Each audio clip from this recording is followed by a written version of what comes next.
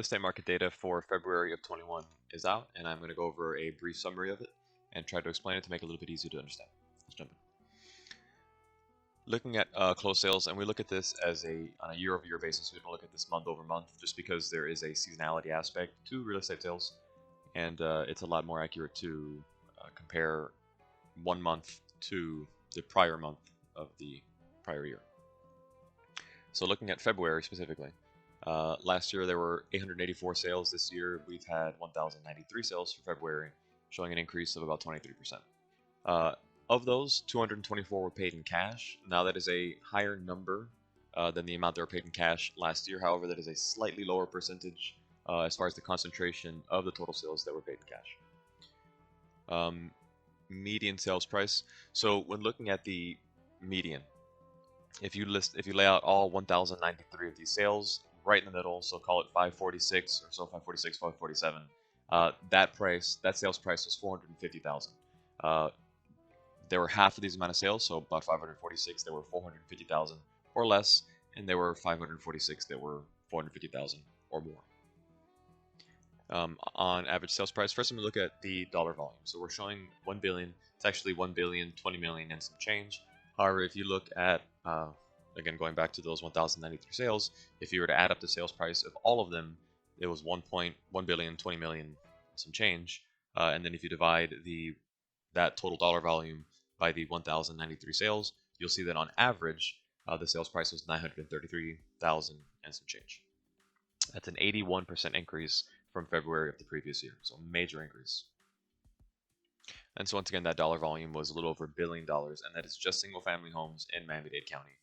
That 1 billion, 20 million some change is a 124% increase from February of last year. Last year's February, we had 455 million.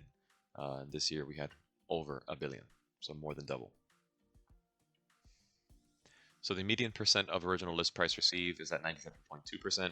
What that basically means is that if you list your property for $100,000, the median amount that's being paid for that $100,000 listing is $97,200.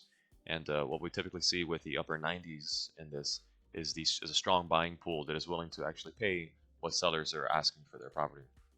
And actually, following the subprime mortgage-backed security bubble that popped in the late 2000s, it wouldn't be uncommon to see this number in the low 90s and even the 80s in some markets, showing that buyers weren't willing to pay what sellers were asking for at that time. However, upper 90s is indicative that buyers are willing to pay what sellers are asking for, assuming that it is fair price. Now, properties are going under contract in 30 days, which is less than half of what it was in February of last year. So just a month or under for the median. And again, this is looking at that 1,093 of these sales. The middle of them, they went to contract rather in 1 month or less, showing that half of them went to contract in 1 month or less, and half of them went to contract in 1 month or more. Now, time from listed to actually full close was 79 days, about 2.5 months, and this is down from February of last year. That's it was 105 days, so about 3.5 months a year ago. And now pending sale activity is up 16.6% in February relative to last February. And if you look at following April of last year, April 2020, a steep drop off. Obviously, everybody knows what happened in March and April of last year, and it has consistently been an average of about 18% or so of pending activity every month there on out. So the number of new listings are actually down 4.8% this February relative to last February. However, for the year, we're a little bit closer to 10%. And right now, brokerages are hyper-focused on generating more listing activity and replenishing our supply of homes for sale. Essentially, buyers need something to buy when they come down here, and we're getting a lot of attention from not only international buyers, but buyers that are all over the U.S. Miami is definitely a very, very hot market, and there is a lot of real demand that is here. So similar to Field of Dreams, if you list it, they will come. So active inventory is half of what it was last year, and with the speed at which properties are going to contract, as well as the number of sales that we are experiencing, we are definitely in a seller's market at just 2.8 months of inventory. You can see we've had a steep decline all of 2020, and now we are at absolute record low numbers of homes for sale, single-family homes for sale in Miami-Dade County. 2.8 months. That means that in less than 3 months, it wouldn't matter who's willing to buy or how much they'd be willing to pay for it. if we stop adding any inventory to list in Miami-Dade County, in less than 3 months, we would be out of property to buy. So what this means for buyers is you need to make sure that you have a very diligent agent representing your offer, because it is not unheard of right now to have literally dozens with a Z and an S of offers on property that's priced right. And homeowners, if you're interested in selling, now is as good of a time as ever to sit down with a professional and talk about your real estate plans. Now, it is a totally different story in the townhouse and condo market, where we are still definitely in a buyer's market with over 10 months of inventory.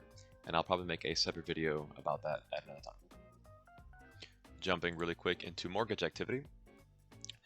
So the MBA just released this week that the total number of loans now in forbearance decreased from 5.2% to 5.14%, and they estimate that 2.6 million homeowners are now in forbearance.